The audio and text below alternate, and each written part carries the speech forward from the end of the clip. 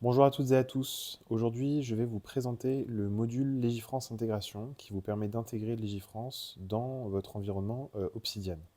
Si vous utilisez Obsidian pour prendre vos notes et travailler de manière générale, vous pouvez dorénavant utiliser directement Légifrance dans le logiciel.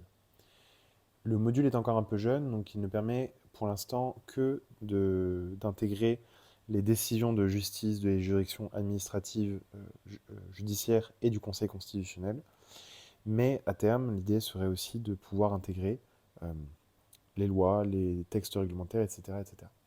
Alors avant de commencer, il faut installer le module. Le module est disponible sur la plateforme d'Obsidian directement.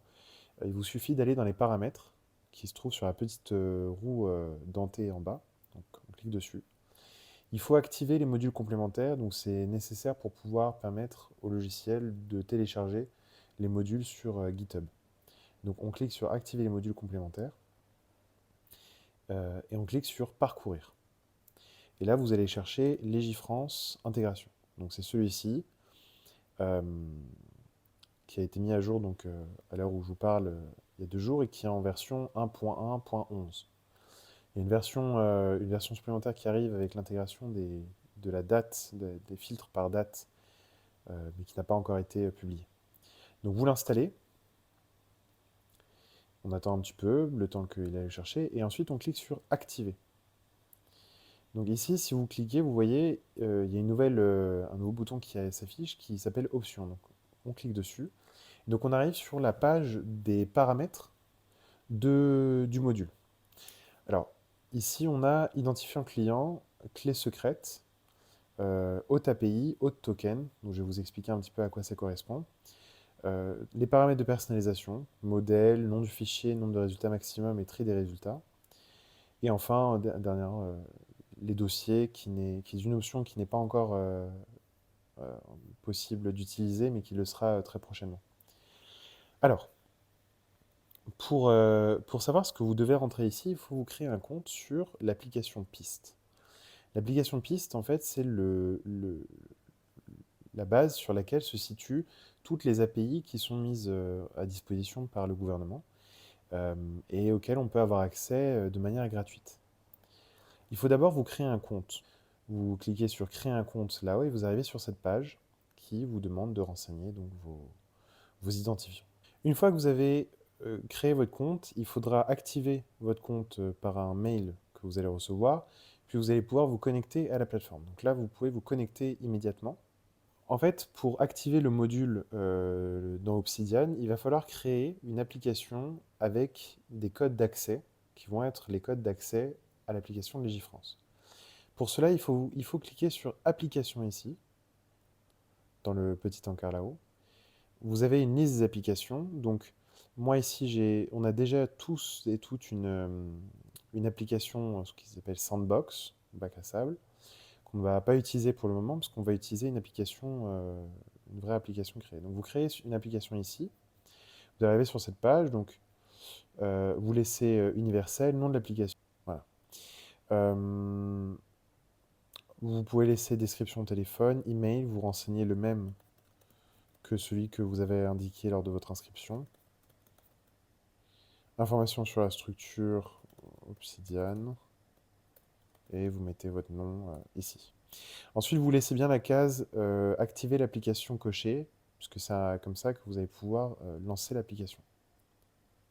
Donc, vous voyez, l'application Légifrance application a été créée avec succès. Vous pouvez dès à présent sélectionner et demander les accès.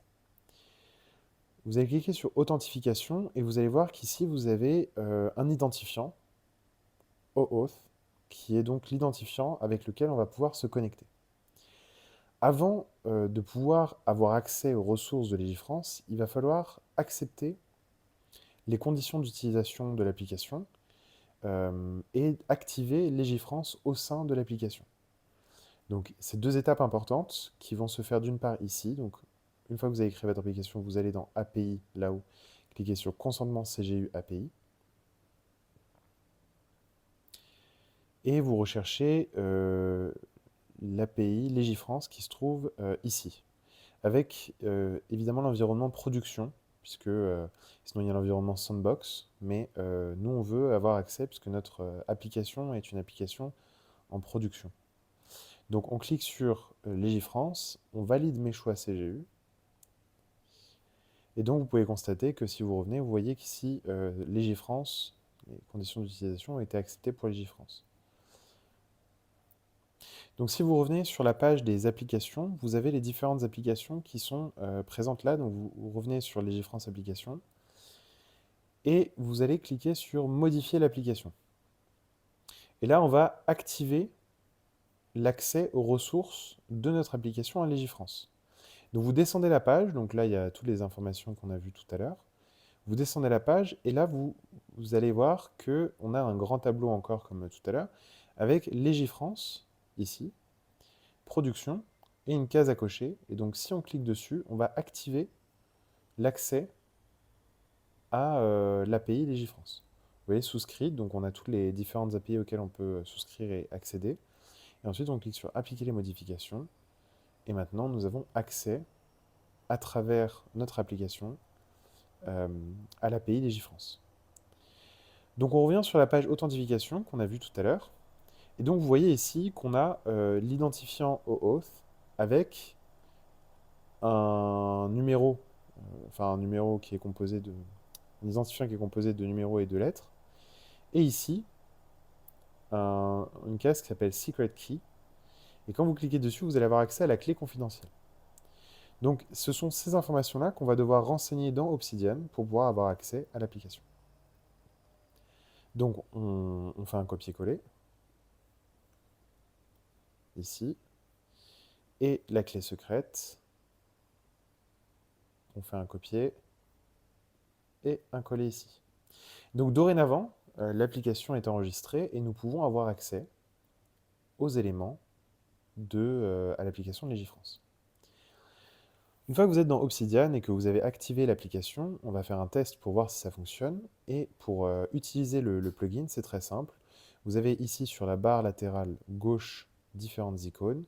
Et il y en a une qui est consacrée à Légifrance, donc c'est celle avec la petite balance. Si on clique dessus, on a un panneau qui s'ouvre à droite, ici, et dans lequel on peut voir qu'on a deux boutons, recherche simple et recherche avancée. Donc pour faire un test, on va cliquer sur recherche simple.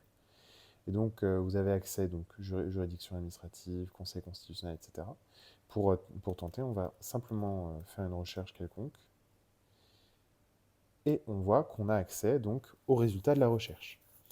Vous voyez, c'est assez simple d'y avoir accès. On a le résultat qui arrive ici. Donc on va voir comment on peut personnaliser un petit peu et avoir un petit peu plus de contrôle sur la manière dont ça s'affiche. Mais vous voyez qu'on a accès donc à l'application. Maintenant qu'on a accès à Légifrance depuis Obsidian, je vais vous montrer un petit peu comment utiliser le plugin, comment il fonctionne et comment est-ce que vous pouvez personnaliser les différents éléments personnalisables. Donc on va aller dans les paramètres et on va revenir sur la page d'accès à l'application. Et vous voyez qu'ici on a personnalisation, modèle, nom du fichier, etc., etc. Si on déploie un petit peu cet élément-là, on voit que le modèle est composé de différents éléments qui sont du texte qui ressemble au texte Markdown classique qu'on retrouve dans Obsidian, avec le YAML, le front matter, les éléments qui vont se trouver en haut de la note et qui vont constituer en fait les propriétés de la fiche, qui vont être interprétées par Obsidian comme les propriétés. Et on voit qu'on a aussi différents éléments entre accolades. Alors ces éléments en fait constituent des variables qui ont été rendues accessibles par le module et qui vous permettent de moduler un petit peu la manière dont vous créez vos fiches d'arrêt. Par exemple, dans l'ensemble des propriétés que je souhaite afficher lorsque je crée une fiche d'arrêt, j'ai envie d'avoir la date, la juridiction, la formation, le titre, etc. Donc tout ce que vous voyez entre accolades va être remplacé par les variables qui sont récupérées sur Légifrance. Ici. On a d'autres variables qui sont créées au moment de la création des fiches d'arrêt et qui vont ou non s'afficher en fonction de ce qu'on aura rentré. Donc vous allez comprendre pourquoi, puisque les éléments changent en fonction de ce qu'on veut. On peut faire de même avec le nom du fichier, donc, qui pour moi correspond à l'identifiant récupéré sur Légifrance. Je vais vous montrer à quoi ça correspond. Ensuite, ici, on a le nombre de résultats maximum qui va être affiché lorsqu'on fait la recherche. Donc, de base, il est affiché à 20, mais on peut l'augmenter pour avoir jusqu'à 50 résultats. Et enfin, on peut définir le tri des résultats. Donc pour le moment, il n'y a que la pertinence qui a été intégrée, mais dans la prochaine mise à jour, il y aura les dates, enfin le tri en fonction de la date de la décision. On ne s'occupe pas, encore une fois, de cette partie-là, dossier, décision, puisque ça va être, c'est pas encore accessible, mais ça va être rendu accessible avec la prochaine mise à jour. Voilà. Donc, comment est-ce que ça fonctionne concrètement? Quand vous faites une recherche, donc on clique ici, on ouvre le panneau, donc ça ouvre le panneau latéral. On peut aussi y accéder en cliquant sur commande ou CTRL-P qui ouvre la palette de commandes et on cherche Légifrance. On a une commande qui s'appelle Légifrance Intégration Nouvelle Recherche. Donc si on clique dessus, ça ouvre la même chose. Et donc on a deux boutons, recherche simple ou recherche avancée. La recherche simple, elle est, comme son nom l'indique, relativement simple, puisqu'on a assez peu de choses à contrôler. On peut sélectionner le fond dans lequel on va faire la recherche, juridiction administrative, conseil constitutionnel ou juridiction judiciaire. Sélectionner l'opérateur général qui va affecter le champ de recherche. Et enfin, déterminer le type de recherche que l'on veut. Donc soit définir le champ de recherche comme étant un seul de ces mots, enfin un parmi ces mots, soit l'expression exacte, soit tous les mots, soit exclure les mots de la recherche, soit exclure l'expression. Donc si vous avez un petit peu de connaissances et d'expérience avec les opérateurs booléens, vous devez comprendre de quoi il s'agit ici. Donc si on fait une recherche quelconque, par exemple on recherche le terme constitution dans les décisions du Conseil constitutionnel, et qu'on valide, il va nous récupérer toutes les décisions, donc les 50 décisions les plus pertinentes qui contiennent le terme constitution dans le fond des décisions du Conseil constitutionnel. Si on choisit par exemple celle-ci, ça nous ouvre une vue avec la décision et les informations importantes. Ça, c'est la vue d'affichage de la décision. Ensuite, on voit que sous l'encart de la recherche, on a aussi euh, un nouvel élément qui s'affiche et qui est créer une note de jurisprudence. Donc c'est ici qu'on va pouvoir éditer la note qui va être ensuite créée dans notre ensemble de notes Obsidian. On peut affecter un titre différent de celui du titre, disons, modèle qu'on a créé dans les paramètres, ou on peut laisser la valeur par défaut. Ça, c'est la valeur par défaut qui sera automatiquement affichée, mais on peut mettre un autre titre si par exemple vous avez un format de note que vous souhaiteriez utiliser. Ensuite, on peut affecter une contribution et puis déployer les différents champs, donc fait, procédure, moyen, question, solution, qui sont les champs classiques de la fiche d'arrêt, ceux qu'on nous apprend en licence, et qui vont être ensuite intégrés dans la note lorsqu'on va cliquer sur créer la note. Alors si vous avez bien suivi, ces champs correspondent exactement aux mêmes champs que l'on retrouve dans le modèle de note ici, où on a la contribution, qui va être donc le champ qui va remplacer l'élément entre accolades ici, les faits, la procédure, les moyens, la question et la solution.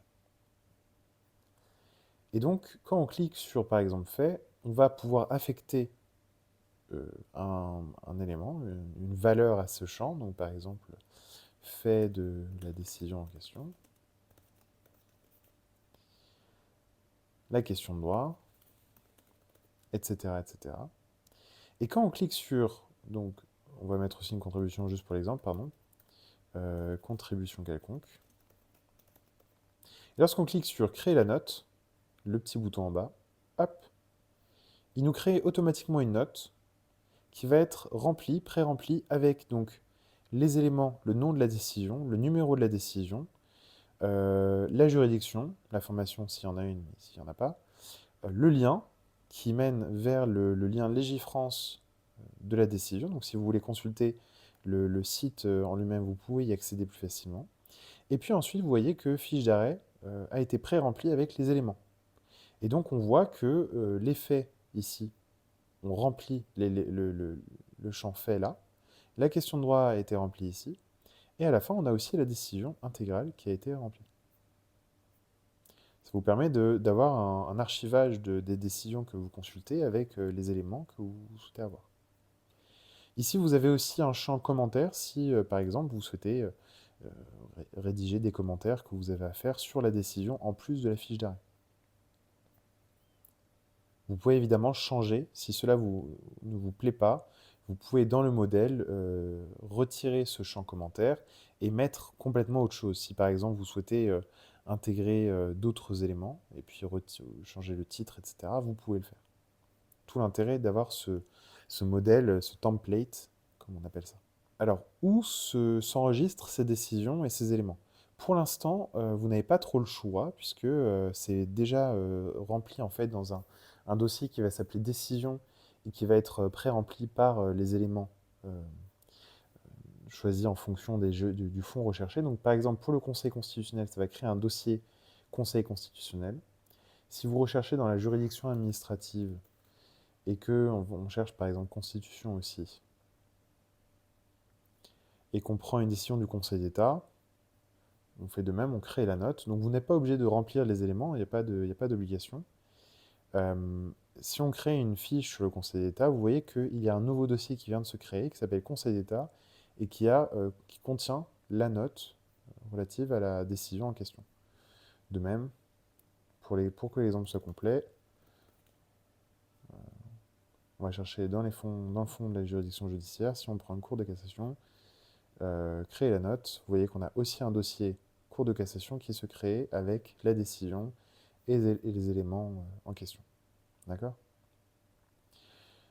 Une fois que vous créez la note s'ouvre automatiquement et ça vous permet d'avoir accès à la décision et puis d'avoir accès à la note et de pouvoir faire ce que vous en voulez après. Voilà pour le fonctionnement de base de ce module.